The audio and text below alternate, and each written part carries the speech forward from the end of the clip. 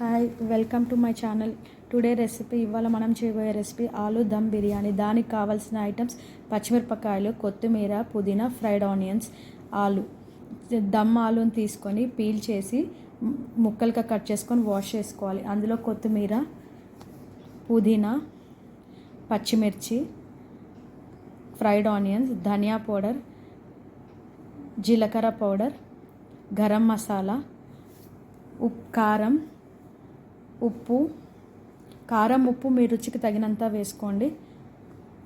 పసుపు, అల్లం వెల్లిపాయ పేస్ట్, ఆయిల్, ఆనియన్స్ ఫ్రై చేసిన ఆయిల్ని వేస్తే రుచిగా ఉంటుంది. ఇవన్నీ బాగా ఆలుకి మసాలా పట్టించి అందులో 1 కప్పు చిక్కటి పెరుగు వేసి కొంచెం నిమ్మకాయ రసం పిండి మినిమం ఒక ½ అన్ అవర్ మ్యారినేట్ చేయాలి. ఈలోపు మనం 1/2 కేజీ ఆలుకి 1/2 కేజీ బాస్మతి రైస్ని కడిగి నానబెట్టి పెట్టుకోవాలి. తర్వాత ఒక గిన్నెలో వాటర్ పోసి బాయిలింగ్ పెట్టుకోవాలి. అందులో ధనియాల పొడి, గరం మసాలా దినుసులు, కొంచెం ఆయిల్ అన్నీ వేసి పట్టా, సాజీరా, ఇలాచి, బిర్యానీ ఆకు, బండ పువ్వు అన్నీ వేసి వాటర్ని బాగా మరగనివ్వాలి. రుచికి తగినంత సాల్ట్ కొంచెం ఎక్కువగానే వేసుకోవాలి. ఎందుకంటే మనం వాటర్ డ్రైన్ చేసినప్పుడు ఆ సాల్ట్నెస్ అంతా పోతుంది కాబట్టి కొంచెం సాల్ట్ ఎక్కువ వేసుకోవాలి. తర్వాత ఇవన్నీ మూత పెట్టి బాగా బాయిల్ చేయాలి. ఒక చుక్క నిమ్మకాయ రసం వేస్తే పొడి లాగుతుంది. ఇంకా రైస్ కూడా తెల్లగా వైట్గా వస్తుంది. పచ్చిమిరపకాయలు, కొంచెం ధనియాల పొడి కూడా వేసుకొని బాగా బాయిల్ చేయండి.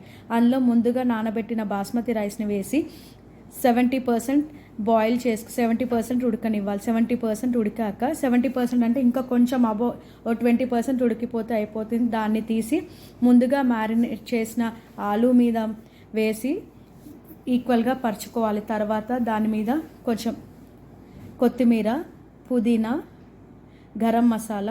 లైట్గా గరం మసాలా పౌడర్, కొంచెం నెయ్యి, ఇందాక మనం ఫ్రై చేసి మిగిలిన ఆయిల్ కూడా వేసి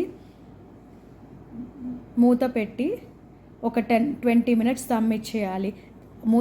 కింద స్టవ్ 5 మినిట్స్ హైలో పెట్టి దాని మీద ఒక ప్యాన్ పెట్టుకొని దాని మీద గిన్నె పెడితే మనకు బిర్యానీ మాడకుండా వస్తుంది. సో ఒక 20 మినిట్స్ తర్వాత ఆఫ్ చేసేసి చూసుకోవాలి. 20 మినిట్స్ అయిపోయాక ఒక 10 మినిట్స్ రెస్ట్ చేసి తీసి చూస్తే మనకు వేడి aloo dum biryani ready. Thank you for watching.